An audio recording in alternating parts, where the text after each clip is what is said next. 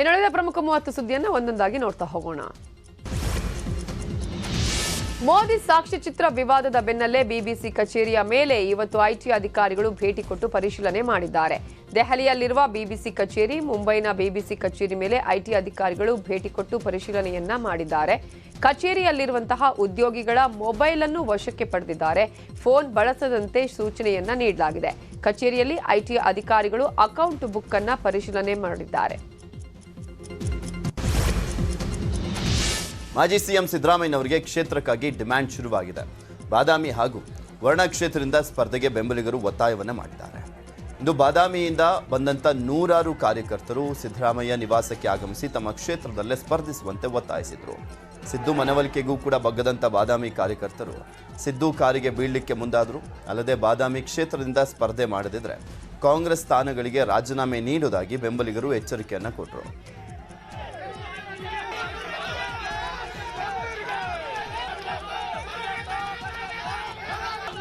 ನಾವು ಸಾಹೇಬರು ನಮ್ಮ ಬಾದಾಮಿ ಕ್ಷೇತ್ರಕ್ಕೆ ನಿಂದಿರ್ಲಿಲ್ಲ ಅಂದ್ರ ನಾವು ಗ್ರಾಮ ಪಂಚಾಯತಿಗೆ ರಾಜೀನಾಮೆ ಕೊಡ್ತೀವಿ. ಒಳ್ಳೆ ಕೆಲಸ ಮಾಡ್ಯಾರ, ಅಭಿವೃದ್ಧಿ ಮಾಡ್ಯಾರ. ನಾನು ಇಂತ ಬಡ ಕುಟುಂಬದಲ್ಲಿ ಬಂದ್ರು ಕೂಡ ನಾನು ಹೊಲ ಮಾರಿ ಅವ್ರಿಗೆ ನಾನು ಆರಿಸ್ತರ್ತೀವಿ. ನಾವು ರೊಕ್ಕ ಕೊಟ್ಟ ಎಲ್ಲಾ ಮತಕ್ಷೇತ್ರದೊಳಗೂ MLA ಆಗೋರು ಮತದಾರ ಮಣಿ ಬರ್ತಾರ. MLA ಆಗೋರು ಮಣಿಗೆ ಮತದಾರ ಬಂದಿವಿ. ಈ ಕೂಗ ಅವ್ರು ಸಿದ್ದರಾಮಯ್ಯ ಸಾಹೇಬ್ರಿಗೆ ಕೇಳ್ಬೇಕಿದ್ ನೀವು ಬಾದಾಮಿಗೆ ಬರ್ಲಿರ ಅಂದ್ರೆ ನಾವು ಆತ್ಮಹತ್ಯೆ ಮಾಡ್ಕೊಂಡು ಇಲ್ಲೇ ಸತ್ತು ಹೋಗ್ತೇವಿ. ನಾವು ಮುದುಕರು ತದಕರು 500 ರೂಪಾಯಿ ಪಗಾರ ಇದ್ದದ್ದು 1200 ರೂಪಾಯಿ ಪಗಾರ ಮಾಡ್ರಿ. ನೀವು ಬಡ ಬಗ್ಗರಿಗೆ ಆಧಾರ ಆಗಿರಿ. ನಾನು ನೀವು ತಾಯಿ ಸರಿ, ನಾವು ಇಲ್ಲೇ ಸತ್ತು ಹೋಗ್ತೇವಿ. ಅವರಿಗೆ ನೀವು ಖಂಡಿತವಾಗಿ ಬಾದಾಮಿ ಕ್ಷೇತ್ರದಿಂದ ನಿಲ್ಬೇಕು, ನೀವು ಗೆಲ್ತೀರಿ ಅಂತಕ್ಕಂಥ ಮಾತನ್ನು ನಾನು ಇಡೀ ಕ್ಷೇತ್ರ ಜನರ ಪರವಾಗಿ ಹೇಳಿಕ್ಕೆ ಇಚ್ಛೆ ಪಡ್ತೀನಿ. ದೂರದಿಂದ ಯಾರು ಕೂಡ ಸ್ವಯಂ ಪ್ರೇರಿತ ಬಸ್ ಚಾರ್ಜ್, ಸ್ವಯಂ ಪ್ರೇರಿತ ಬುದ್ಧಿ ಕಟ್ಕೊಂಡ ನಿಮ್ಮ ಅಭಿಮಾನಿಗಳಾಗಿ ಬಂದಿದ್ದಾರೆ. ನೀವು ಬರೀ ನಾಮಿನೇಷನ್ ಮಾಡಿ ಹೋಗ್ರಿ, ನಿಮ್ಮನ್ನು ಗೆಲ್ಲಿಸ್ತಕ್ಕಂಥ ಕರ್ತವ್ಯ ಬಾದಾಮಿ. ಸಿದ್ದರಾಮಯ್ಯ ವಿರುದ್ಧ ಬಿಜೆಪಿ ರಾಜ್ಯಾಧ್ಯಕ್ಷ ನಳಿನ್ ಕುಮಾರ್ ಕಟೀಲ್ ವಾಗ್ದಾಳಿ ಮುಂದುವರೆಸಿದ್ದಾರೆ. ಸಿದ್ದರಾಮಣ್ಣ ರಾಜಕಾರಣ ಬಿಟ್ಟು ಜ್ಯೋತಿಷ್ಯ ಹೇಳೋದು ಒಳ್ಳೆಯದು, ಈ ಬಾರಿ ಅವರು ನಿರುದ್ಯೋಗಿ ಆಗ್ತಾರೆ ಅಂತ ಟಾಂಗ್ ಕೊಟ್ಟಿದ್ದಾರೆ. ಇನ್ನು ಅವರಿಗೆ ಕ್ಷೇತ್ರವೇ ಇಲ್ಲ, ಅವರಿಗೆ ತಾಕತ್ತಿದ್ರೆ ಯಾವ ಕ್ಷೇತ್ರದಲ್ಲಿ ನಿಲ್ತೇನೆ ಅಂತ ಸಿದ್ದರಾಮಯ್ಯ ಹೇಳಲಿ ಅಂತ ಸವಾಲ್ ಹಾಕಿದ್ದಾರೆ. ಸಿದ್ದರಾಮಣ್ಣ ರಾಜಕಾರಣ ಬಿಟ್ಟು ಜ್ಯೋತಿಷ್ಯ ಹೇಳೋದು ಒಳ್ಳೆಯದು. ಯಾಕೆ ಹೇಳಿದ್ರೆ ಈ ಸಾರಿ ಅವ್ರು ನಿರುದ್ಯೋಗಿ ಆಗ್ತಾರೆ. ಹಿಂದೆ 2 ಬಾರಿ ಅವರ ಜ್ಯೋತಿಷ್ಯ ಸುಳ್ಳಾಗಿದೆ. ಆ ರೀತಿ ಬಿಜೆಪಿ ಅಧಿಕಾರಕ್ಕೆ ಬರುವುದಿಲ್ಲ ಹೇಳುವ ಸಿದ್ದರಾಮಣ್ಣನಿಗೆ ಕ್ಷೇತ್ರವೇ ಇಲ್ಲ. ಅವರು ಕ್ಷೇತ್ರದ ಹುಡುಕಾಟದಲ್ಲಿದ್ದಾರೆ, ಇನ್ನೂ ಕ್ಷೇತ್ರ ಫಿಕ್ಸ್ ಆಗಿಲ್ಲ. ಒಬ್ಬ ಮುಖ್ಯಮಂತ್ರಿ ಅಭ್ಯರ್ಥಿಗೆ ಕ್ಷೇತ್ರ ಇಲ್ಲ ಹೇಳಿದ್ರೆ ಆ ಪಾರ್ಟಿ ಗೆಲ್ಲುವುದೇ? ಅವ್ರು ಯಾವ ಕ್ಷೇತ್ರ ನಿಲ್ತಾರೆ ಅಂತ ಹೇಳಿ. ಅವರು ಅವರಿಗೆ ತಾಕತ್ತಿದ್ರೆ ನಾನು ಮುಖ್ಯಮಂತ್ರಿ ಹೇಳೋ ಬದಲು ನಾನು ಇಂಥ ಕ್ಷೇತ್ರ ನಿಂತು ಗೆಲ್ತೇನೆ ಅಂತ ಹೇಳಿ. ಅವರು ಹೇಳಿದ್ರೆ ಒಬ್ಬ ಮುಖ್ಯಮಂತ್ರಿ ಅಭ್ಯರ್ಥಿಗೆ ಕ್ಷೇತ್ರ ಇಲ್ಲದೆ ಇರತಕ್ಕಂತ ಹೀನಾಯ. ಇನ್ನು ನಳಿನ್ ಕುಮಾರ್ ಕಟೀಲ್ ಅಪ್ಡೇಟ್ ಆಗಿಲ್ಲ ಅಂತ ಕಾಣಿಸ ಸಿದ್ದರಾಮಯ್ಯ ಅವರ ಕ್ಷೇತ್ರಕ್ಕೆ ಸಂಬಂಧಪಟ್ಟಂತೆ ನೆಕ್ಸ್ಟ್ ಸ್ಟೋರಿ ಹೋಗೋಣ. ಕರ್ನಾಟಕದಲ್ಲಿ ಬಿಜೆಪಿಗೆ ಸಂಪೂರ್ಣ ಬಹುಮತ ಬರುತ್ತೆ ಅಂತ ಕೇಂದ್ರ ಗೃಹ ಸಚಿವ ಅಮಿತ್ ಶಾ ವಿಶ್ವಾಸವನ್ನು ವ್ಯಕ್ತಪಡಿಸಿದ್ದಾರೆ. ಖಾಸಗಿ ವಾಹಿನಿಯ ಸಂದರ್ಶನದಲ್ಲಿ ಮಾತನಾಡಿದಂತ ಅಮಿತ್ ಶಾ, ನಾನು ಕರ್ನಾಟಕಕ್ಕೆ ಈಗಾಗಲೇ 5 ಬಾರಿ ಹೋಗಿ ಬಂದಿದ್ದೇನೆ. ಕರ್ನಾಟಕದ ಜನರ ಪಲ್ಸ್ ನೋಡಿದ್ದೇನೆ. ಜನ ಪ್ರಧಾನಮಂತ್ರಿ ನರೇಂದ್ರ ಮೋದಿ ಪರವಾಗಿದ್ದಾರೆ ಅಂತ ಹೇಳಿದ್ರು. ಇನ್ನು ಮಂಡ್ಯ ರಾಜಕೀಯದ ಬಗ್ಗೆಯೂ ಕೂಡ ಅಮಿತ್ ಶಾ ಮಾತನಾಡಿದ್ದಾರೆ. ಇನ್ನು JDS ಕುಟುಂಬ ರಾಜಕಾರಣ ಬಗ್ಗೆಯೂ ಕೂಡ ಅಮಿತ್ ಶಾ ಟೀಕೆಯನ್ನು ಮಾಡಿದ್ದಾರೆ. कर्नाटक के अंदर पूर्ण बहुमत की भारतीय जनता पार्टी की सरकार बनने जा रही है। मैं कर्नाटक 4 बार गया हूं विगत 2 महीने, 5 बार गया हूं विगत 2 महीनों में। मैं आपको बताता हूं, मैंने जनता की पल्स देखी है, नरेंद्र मोदी जी की लोकप्रियता देखी है। वहां पर बहुत बड़ा मैंडेट भारतीय जनता पार्टी को मिलने जा रहा है। उत्तर कर्नाटक और हैदराबाद कर्नाटक में भी मैं जाकर आया हूँ जी। और मैंने शुरुआत तो मांड्या से करी है। मांड्या में इतनी बड़ी रैली भारतीय जनता पार्टी की कभी नहीं हुई। तो मांड्या की जनता भी अब परिवारवादी पार्टियों से खिसक कर भारतीय जनता पार्टी के डेवलपमेंट के पॉलिटिक्स को एक्सेप्ट करती है। मैं मानता हूं बहुत शुभ चिन्ह है कर्नाटक की राजनीति। सेकंड जनरेशन, थर्ड जनरेशन में जो काम करते हैं ऐसे लोग मेरी पार्टी में भी है। मगर मेरी पार्टी में ऐसा नहीं है कि पार्टी का अध्यक्ष उसके बाद उसी के परिवार का व्यक्ति अध्यक्ष बनेगा, या तो पूरा का पूरा परिवार MP या MLA बन जाएगा। ये किस प्रकार की कंपैरिजन है? पूरी डेमोक्रेटिक सिस्टम को आपने समाप्त कर दिया है। ಜೆಡಿಎಸ್ ಕುಟುಂಬ ರಾಜಕಾರಣದ ಬಗ್ಗೆ ಅಮಿತ್ ಶಾ ಟೀಕೆಗೆ ದಳಪತಿಗಳು ಕೆರಳಿ ಕೆಂಡವಾಗಿದ್ದಾರೆ. ಈ ಬಗ್ಗೆ ಎಚ್.ಡಿ. ರೇವಣ್ಣ ಮಾತನಾಡಿದ್ದು, ಜೆಡಿಎಸ್ ಯಾತ್ರೆಗೆ ರಾಷ್ಟ್ರೀಯ ಪಕ್ಷಗಳು ಹೆದರಿವೆ, ರಾಷ್ಟ್ರೀಯ ಪಕ್ಷಗಳಲ್ಲಿ ಕುಟುಂಬ ರಾಜಕಾರಣ ಇಲ್ವಾ ಅಂತ ರೇವಣ್ಣ ಪ್ರಶ್ನೆ ಮಾಡಿದ್ದಾರೆ. ಈ ರಾಷ್ಟ್ರದಲ್ಲಿ ಎರಡೂ ರಾಷ್ಟ್ರೀಯ ಪಕ್ಷಗಳು ಕುಟುಂಬ ರಾಜಕಾರಣ ಮಾಡಲ್ಲ ಅಂತ ಹೇಳ್ಬಿಟ್ರೆ ನಮ್ಮದೊಂದು ಪ್ರಾದೇಶಿಕ ಪಕ್ಷ ಕುಟುಂಬ ರಾಜಕಾರಣ ಮಾಡೋದು ಬೇಡ ಅಂತ ರಾಷ್ಟ್ರೀಯ ಪಕ್ಷಗಳು ಹೇಳ್ಬಿಡ್ಲಿ, ಎರಡು ಅಲ್ವಾ ಸರ್? ಅದು ಹೇಳಿದ ತಕ್ಷಣ ನಾವು ನಮ್ಮ ಕುಟುಂಬದಲ್ಲಿ ಯಾರೂ ರಾಜಕೀಯ ಥರ ಕ್ವಶನ್ ಇಲ್ಲ. ಇಡೀ ರಾಷ್ಟ್ರದಲ್ಲಿ ಕುಟುಂಬ ರಾಜಕಾರಣ ಇಲ್ಲ ಅಂತ ಏನಾದ್ರು ಯಾವುದಾದ್ರು ಪಕ್ಷ ರಾಷ್ಟ್ರೀಯ ಪಕ್ಷ ಇದ್ದರೆ ಅದನ್ನು ರಾಷ್ಟ್ರದ ಜನತೆಗೆ ಸ್ಪಷ್ಟವಾಗಿ ತಿಳಿಸ್ಲಿ. ಅದೇನು ಅಂದರೆ JDS ಅಂದರೆ ಕುಮಾರಣ್ಣನ ಇವತ್ತು ಯಾತ್ರೆ ಹೊರಟಿದ್ದಾರಲ್ಲ, ಆ JDS ಇದು ಯಾತ್ರೆಗೆ ಎರಡು.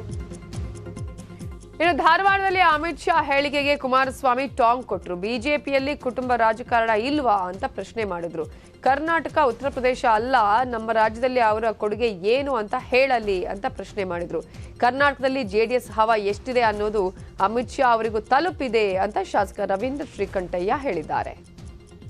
ಸಂವಿಧಾನದ ವ್ಯವಸ್ಥೆ ಏನಿದೆ ಅನ್ನೋದೇನು ಅಮಿತ್ ಶಾ ತಿಳ್ಕೊಂಡಿದ್ದಾರೆ. ಫಸ್ಟ್ ನಾನು ಹೇಳಿ ಬಯಸ್ತೀನಿ, ನಮ್ಮ ಕುಟುಂಬದಲ್ಲಿ ನಾವೇನು ಬ್ಯಾಕ್ ಡೋರ್ ಎಂಟ್ರಿ ಆಗಿಲ್ಲ. ಸಾರ್ವಜನಿಕವಾಗಿ ಜನತೆಯ ಮುಂದೆ ನಮ್ಮ ಹೋರಾಟದ ಮುಖಾಂತರ ನಮ್ಮ ಒಂದು ರಾಜಕಾರಣದಲ್ಲಿ ನಮ್ಮ ಹೋರಾಟ ಏನಿದೆ ಜನ ಅಕ್ಸೆಪ್ಟ್ ಮಾಡಿದಾಗ ಅದರಿಂದ ಇವರಿಂದ ಪರ್ಮಿಷನ್ ತಗೋಬೇಕಾ? ಈಗ ಬಿಜೆಪಿ ಕರ್ನಾಟಕದಲ್ಲಿ JDS ಪಕ್ಷದ ಒಂದು ಹವಾ ಯಾವ ಮಟ್ಟಕ್ಕೆ ಕ್ರಿಯೇಟ್ ಆಗಿದೆ ಅನ್ನೋದು ಅಮಿತ್ ಶಾ ತನಕ ತಲುಪಿದೆ ಅನ್ನೋದು ಸ್ಪಷ್ಟವಾಗಿ ಅರಿವಿಗೆ ಬಂದಿದೆ. ಇವತ್ತು JDS ಪಕ್ಷದ ಏನು ಕುಟುಂಬ ರಾಜಕಾರಣ ಅಂತ ಅಮಿತ್ ಶಾ ಹೇಳ್ತಾ ಇದ್ದಾರೆ, ಯಾರೂ ಕೂಡ ಬ್ಯಾಕ್ ಡೋರಿಂದ ರಾಜಕಾರಣ ಮಾಡ್ತಾ ಇಲ್ಲ. ಎಲ್ಲ ಚುನಾವಣೆಯಲ್ಲಿ ನಿಂತು ಗೆದ್ದು ಬಂದಿರತಕ್ಕಂಥದ್ದಿದೆ.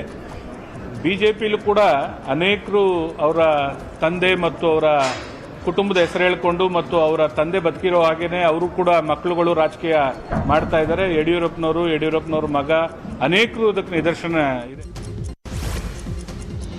ಹಾಸನದಲ್ಲಿ JDS ಟಿಕೆಟ್ ಗೊಂದಲ ಮುಂದುವರೆದಿದೆ. ಟಿಕೆಟ್ ಗೊಂದಲದ ನಡುವೆ JDS ಟಿಕೆಟ್ ಆಕಾಂಕ್ಷಿ HP ಸ್ವರೂಪ್ ಪ್ರಚಾರವನ್ನು ಮುಂದುವರೆಸಿದ್ದಾರೆ. ಹಾಸನದ ಪೆನ್ಷನ್ ಮೊಹಲ್ಲಾ ಬಡಾವಣೆಯಲ್ಲಿ ಸ್ವರೂಪ್ ಪ್ರಚಾರವನ್ನು ಮಾಡಿದ್ದಾರೆ. ಪೆನ್ಷನ್ ಮೊಹಲ್ಲಾದಲ್ಲಿ ಸ್ವರೂಪ್ಗೆ ಅದ್ದೂರಿ ಸ್ವಾಗತವನ್ನು ಕೋರಲಾಯಿತು. ಸ್ವರೂಪ್ಗೆ ಪೇಟವನ್ನು ತೊಡಿಸಿ ಜನ ಸನ್ಮಾನವನ್ನು ಮಾಡಿದರು. ಸುಮಲತಾ ಅಂಬರೀಷ್ಗೆ ಶಾಸಕ ರವೀಂದ್ರ ಶ್ರೀಕಂಠಯ್ಯ ಟಾಂಗ್ ಕೊಟ್ಟಿದ್ದಾರೆ. ಸುಮಲತಾ ಅವರಿಗೆ ಯಾವುದೇ ರಾಜಕೀಯ ಪಕ್ಷಗಳು ಅಕ್ಕರೆ ತೋರ್ತಾ ಇಲ್ಲ, ಬಿಜೆಪಿ ಸೇರೋದಕ್ಕೆ ಅನೇಕ ಕಂಡೀಷನ್ ಹಾಕಿದ್ದಾರೆ, ಕಾಂಗ್ರೆಸ್ ನಾಯಕರ ವಿಶ್ವಾಸವನ್ನು ಸುಮಲತಾ ಅವರು ಕಳ್ಕೊಂಡಿದ್ದಾರೆ ಅನ್ನುವಂತಹ ವಾಗ್ದಾಳಿಯನ್ನ ಮಾಡಿದ್ದಾರೆ. ಜನಸೇವೆಯಲ್ಲಿ ಸುಮಲತಾ ಅವರಿಗೆ 0 ಮಾರ್ಕ್ಸ್ ಅಂತ ಟಾಂಗ್ ಕೊಟ್ಟಿದ್ದಾರೆ. ಯಾವುದೇ ರಾಜಕೀಯ ಪಕ್ಷಗಳು ಅಕ್ಕರೆ ತೋರಿಸ್ತಾ ಇಲ್ಲ ಅಂತ ಮೇಲ್ನೋಟಕ್ಕೆ ಕಾಣಿಸ್ತಾ ಇದೆ. ಬಿಜೆಪಿ ಸೇರಕ್ಕೂ ಅನೇಕ ಕಂಡೀಷನ್ಗಳು ಹಾಕಿದ್ರು. ಬಿಜೆಪಿ ಪಕ್ಷದವರು ಅವರಿಗೆ ಮಾನ್ಯತೆ ಕೊಡಲಿಲ್ಲ ಅನ್ನೋದು ನಮಗಿರೋ ವರ್ತಮಾನ ಆಗಿದೆ. ಹಾಗಾಗಿ ಕಾಂಗ್ರೆಸ್ ಪಕ್ಷದಲ್ಲಿ ಕೂಡ ಆ ವಿಶ್ವಾಸ ಕಳ್ಕೊಂಡಿದ್ದಾರೆ. ಹಾಗಾಗಿ ರಾಜ್ಯ ಕಾಂಗ್ರೆಸ್ನಲ್ಲಿ ಈಗಾಗಲೇ ದಲಿತ ಸಿಎಂ ಕೂಗು ಭಾರಿ ಸದ್ದನ್ನ ಮಾಡ್ತಾ ಇದೆ. ಇದರ ನಡುವೆ ಈಗ ಲಿಂಗಾಯತ ಸಿಎಂ ಬೇಡಿಕೆ ಜೋರಾಗಿದೆ. ಬೆಂಗಳೂರಿನಲ್ಲಿ ಕಾಂಗ್ರೆಸ್ ಲಿಂಗಾಯತ ಸಮುದಾಯದ ನಾಯಕರು ಮಹತ್ವದ ಸಭೆಯನ್ನು ನಡೆಸಿದರು. ಸಭೆಯಲ್ಲಿ ಕಾಂಗ್ರೆಸ್ನ ಹಿರಿಯ ನಾಯಕ ಶಾಮನೂರು ಶಿವಶಂಕರಪ್ಪ, MB ಪಾಟೀಲ್, ಈಶ್ವರ್ ಖಂಡ್ರೆ, ಲಕ್ಷ್ಮೀ ಹೆಬ್ಬಾಳ್ಕರ್ ಸೇರಿದಂತೆ ಹಲವು ನಾಯಕರು ಭಾಗಿಯಾಗಿದ್ದರು. ಲಿಂಗಾಯತ ನಾಯಕರನ್ನ ಸಿಎಂ ಮಾಡಬೇಕು, ರಾಜ್ಯದಲ್ಲಿ ಲಿಂಗಾಯತರೇ ಪ್ರಬಲರಾಗಿದ್ದಾರೆ, ಹೀಗಾಗಿ ಈ ಸಮುದಾಯಕ್ಕೆ ಸಿಎಂ ಸ್ಥಾನ ನೀಡಬೇಕು ಅಂತ ಹೈಕಮಾಂಡ್ ಮುಂದೆ ಬೇಡಿಕೆಯನ್ನು ಇಡಲಿಕ್ಕೆ ತೀರ್ಮಾನಿಸಲಾಗಿದೆ. ಮಾಜಿ ಸಚಿವ ಸಿಪಿ ಯೋಗೇಶ್ವರ್ಗೆ ಟೆನ್ಷನ್ ಶುರುವಾಗಿದೆ. ಹಳೆ ಮೈಸೂರು ಭಾಗದ ನಾಯಕತ್ವ ಬಿಟ್ಟು ಸ್ವಕ್ಷೇತ್ರ ಚನ್ನಪಟ್ಟಣದಲ್ಲೇ ನಿರಂತರವಾಗಿ ಪ್ರಚಾರ ಮಾಡ್ತಿದ್ದಾರೆ. ಸ್ವಾಭಿಮಾನ ಸಂಕಲ್ಪದ ನಡಿಗೆ ಹೆಸರಿನಲ್ಲಿ ಕಾರ್ಯಕ್ರಮವನ್ನು ಆಯೋಜಿಸಿ ಪ್ರಚಾರವನ್ನ ಮಾಡ್ತಿದ್ದಾರೆ. 60ಕ್ಕೂ ಹೆಚ್ಚು ಗ್ರಾಮದಲ್ಲಿ ಈಗಾಗಲೇ ಸಿಪಿ ಯೋಗೇಶ್ವರ್ ಪ್ರಚಾರವನ್ನ ಮಾಡಿದ್ದಾರೆ. ಇನ್ನು ಚನ್ನಪಟ್ಟಣದಲ್ಲೂ ಗಿಫ್ಟ್ ಪಾಲಿಟಿಕ್ಸ್ ಸಹ ಜೋರಾಗಿದೆ. ಚನ್ನಪಟ್ಟಣದ 1.15 ಲಕ್ಷ ಮಹಿಳೆಯರಿಗೆ ಸೀರೆಯನ್ನ ಗಿಫ್ಟ್ ಕೊಡೋದಕ್ಕೆ CPY ಮುಂದಾಗಿದ್ದಾರಂತೆ. ಈಗಾಗಲೇ ಸೀರೆ ಹಂಚಿಕೆ ಆರಂಭ ಆಗಿದೆಯಂತೆ. ರಾಯಚೂರು ಜಿಲ್ಲೆ ಸಿಂಧನೂರು ಕ್ಷೇತ್ರದಲ್ಲಿ ಗಾಲಿ ಜನಾರ್ದನ್ ರೆಡ್ಡಿ ಪಾದಯಾತ್ರೆಯನ್ನು ಮಾಡ್ತಿದ್ದಾರೆ. ವೆಂಕಟಗಿರಿ ಕ್ಯಾಂಪಿನಿಂದ ಅಂಬಾ ಮಠದವರೆಗೂ ಕೂಡ ಪಾದಯಾತ್ರೆಯನ್ನು ಮಾಡ್ತಿದ್ದಾರೆ ಜನಾರ್ದನ್ ರೆಡ್ಡಿ. ಸಿಂಧನೂರು ಆಕಾಂಕ್ಷಿ ಮಲ್ಲಿಕಾರ್ಜುನ ನೆಕ್ಕಂಟಿ ನೇತೃತ್ವದಲ್ಲಿ ಪಾದಯಾತ್ರೆ ನಡೀತಾ ಇದೆ. ಪಾದಯಾತ್ರೆಯಲ್ಲಿ ಮಾತನಾಡಿದಂಥ ರೆಡ್ಡಿ, ನಾನು ಅಂದುಕೊಂಡಿದ್ದು ಒಂದಿಷ್ಟು ಆಗ್ತಾ ಇರುವಂಥದ್ದು ಬಹಳಷ್ಟು ಅಂತ ಹೇಳಿದರು. ಅಲ್ಲದೆ ಸಿದ್ದರಾಮಯ್ಯ ವಿರುದ್ಧ ಕಿಡಿಕಾರಿದರು. ಇನ್ನು ಪಾದಯಾತ್ರೆಯಲ್ಲಿ ಭಾಗಿಯಾದಂಥ ಕಾರ್ಯಕರ್ತರಿಗೆ ಜನಾರ್ದನ್ ರೆಡ್ಡಿ ಭರ್ಜರಿ ಬಾಡೂಟದ ವ್ಯವಸ್ಥೆಯನ್ನು ಮಾಡಿದರು. ಪಾದಯಾತ್ರೆ ಉದ್ದಕ್ಕೂ ಕೂಡ ನಾನ್ ವೆಜ್ ಊಟದ ವ್ಯವಸ್ಥೆಯನ್ನು ಮಾಡಲಾಗಿತ್ತು.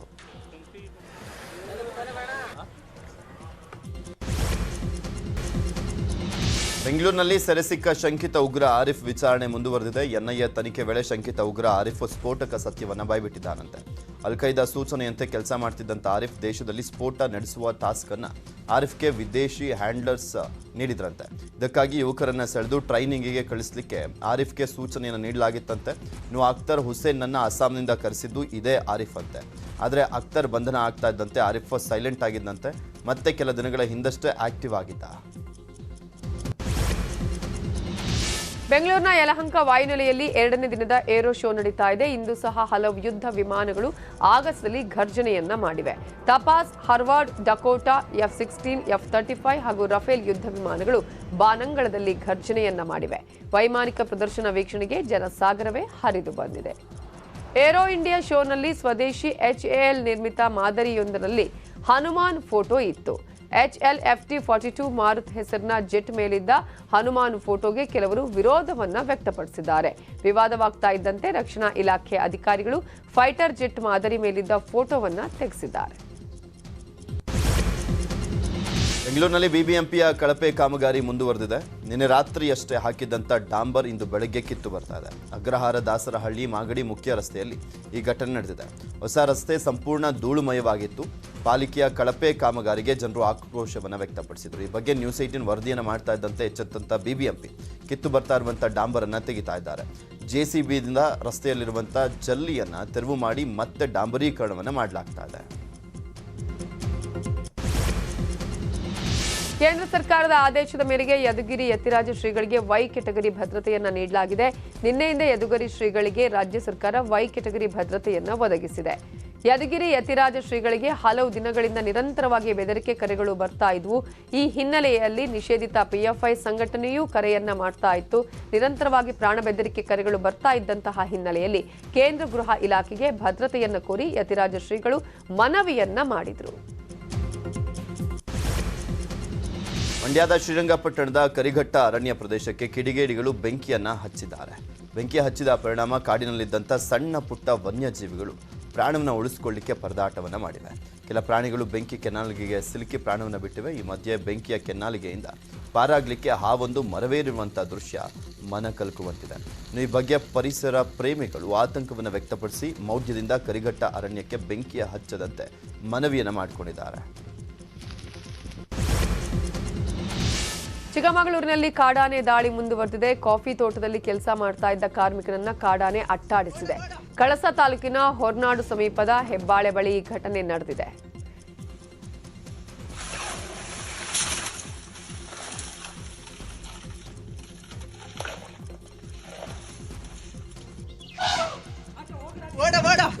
ವಿದ್ಯುತ್ ತಗಲಿ ಕಾಡಾನೆ ಅಸ್ವಸ್ಥಗೊಂಡ ಘಟನೆ ಚಾಮರಾಜನಗರದ ಗುಂಡ್ಲುಪೇಟೆ ತಾಲೂಕಿನ ಬರಗಿ ಗ್ರಾಮದಲ್ಲಿ ನಡೆದಿದೆ. ಬೆಳೆ ರಕ್ಷಣೆಗೆ ಜಮೀನಿನ ತಂತಿ ಬೇಲಿಗೆ ಅಕ್ರಮವಾಗಿ ವಿದ್ಯುತ್ ಹರಿಸಲಾಗಿತ್ತು. ವಿದ್ಯುತ್ ಸ್ಪರ್ಶದಿಂದ ಆನೆ ಕುಸಿದು ಬಿದ್ದಿದೆ. ಪಶುವೈದ್ಯರಿಂದ ಅಸ್ವಸ್ಥಗೊಂಡ ಕಾಡಾನೆಗೆ ಚಿಕಿತ್ಸೆಯನ್ನ ನೀಡಲಾಗುತ್ತಿದೆ. Welcome back. ಉಳಿದ 10 ಸುದ್ದಿಗಳನ್ನು ಒಂದೊಂದಾಗಿ ನೋಡ್ತಾ ಹೋಗೋಣ.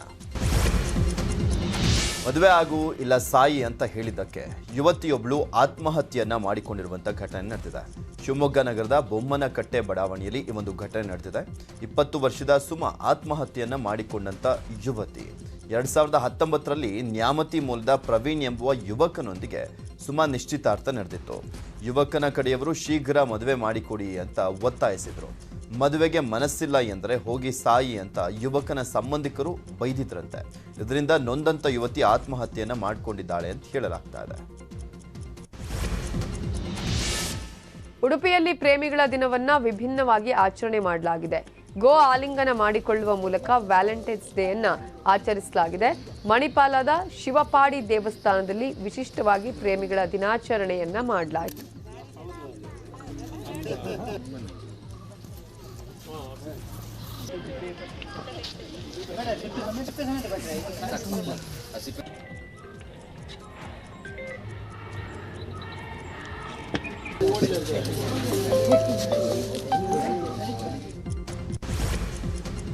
ಚಾಮರಾಜನಗರದ ಮಲೆ ಮಹದೇಶ್ವರ ಬೆಟ್ಟದಲ್ಲಿ ಶಿವರಾತ್ರಿ ಜಾತ್ರಾ ಮಹೋತ್ಸವದ ಹಿನ್ನೆಲೆಯಲ್ಲಿ ನಾನಾ ಜಿಲ್ಲೆಗಳಿಂದ ಮಹದೇಶ್ವರ ಬೆಟ್ಟಕ್ಕೆ ಭಕ್ತರು ಯಾತ್ರೆಯನ್ನು ನಡೆಸ್ತಾ ಇದ್ದಾರೆ. ಬೆಂಗಳೂರು, ರಾಮನಗರ, ತುಮಕೂರು ಭಾಗದಿಂದ ಸಾವಿರಾರು ಭಕ್ತಾದಿಗಳು ಪಾದಯಾತ್ರೆಯ ಮೂಲಕ ತೆರಳ್ತಾ ಇದ್ದು ಕನಕಪುರ ತಾಲೂಕಿನ ಸಂಗಮದ ಮೂಲಕ ಕಾವೇರಿ ನದಿಯನ್ನ ದಾಟಿ ಬೆಟ್ಟದತ್ತ ಹೋಗ್ತಿದ್ದಾರೆ. ಕಾವೇರಿ ನದಿ ದಾಟಿ ಕಾವೇರಿ ವನ್ಯಧಾಮದ ನಡುವೆ ಸಾಗ್ತಾ ಇದ್ದ ಸಂದರ್ಭದಲ್ಲಿ ಭಕ್ತರಿಗೆ ಕಾಡು ಪ್ರಾಣಿಗಳಿಂದ ತೊಂದರೆಯಾಗದಂತೆ ಅರಣ್ಯ ಇಲಾಖೆ ಕ್ರಮವನ್ನು ಕೈಗೊಂಡಿದೆ.